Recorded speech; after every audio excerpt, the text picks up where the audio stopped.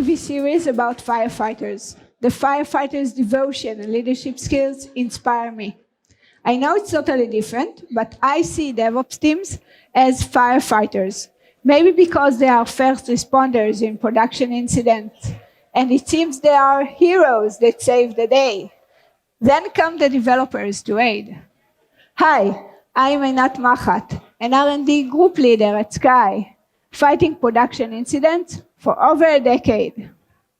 Since I was a junior developer, I was drawn to production-intensive dev teams. Later on, while leading such teams, we had a lot of action, and I felt like a firefighter's lieutenant, metaphorically speaking, of course. And then it hit me. Yes, we are great, we are true heroes, but some of the fires we actually set ourselves. This reminded me of the arsonist firefighter. I saw it in some episode, and yes, it's a real thing. In a nutshell, it's a firefighter that sets fires only to become a hero. I'm not suggesting any of you set fires on purpose or that you do it to become heroes, but as developers, there are several things we can and should do to prevent the next fire rather than set it. Fighting fires for a living can lead to burnout and sometimes even cause mini trauma. In a former group of mine where we had many incidents, too often, one of the team members still gets anxious every time he hears his phone ring. Let's talk about 5 ways to prevent the next fire. Monitoring is an art, creating the right dashboards that will have the exact data, enough, but not too much. Monitoring is great, but the issues should be brought to us in push, not pull. We want to know before it becomes a problem. Good monitoring can also help us during an incident. Post-mortem, also known as debriefs or lesson learned, is a common practice.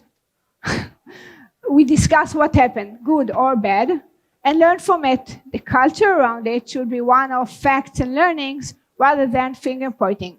But also, the incidents happen even when you're not on call, so it might be a good idea to read all or most debriefs and learn from others.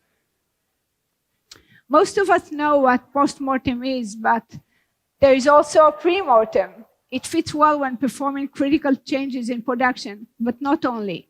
Before we go to production, we gather the items at risk and talk about how we can prevent them from catching fire. If we follow up on them, we might prevent some incidents. We usually plan our rollout. There is a debate about whether or not everything should run in gradual rollout, but the rollback plans are often skipped. I think that for critical changes, you need to plan your exit strategy. That's your rollback plan.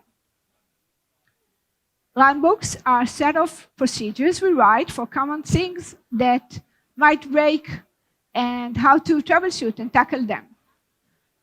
Creating solid runbooks is helpful during an incident, but also we can use them to think about potential errors and prevent other incidents. We talked about 5 ways to prevent fires, and there are many more. Unfortunately, we will not be able to prevent all fires, so let's talk about the most important thing during an incident. Communication. There is a lot going on the scene. Many people that need to work together. You must communicate. You need to update on your progress and make sure everyone is aligned. Well, we didn't save any lives. We didn't even save a kitten stuck on a tree. But from my experience fighting production incidents called fires in this session, I can definitely say we all can prevent the next fire instead of setting it. Don't be an arsonist firefighter. Be a true hero. Thank you.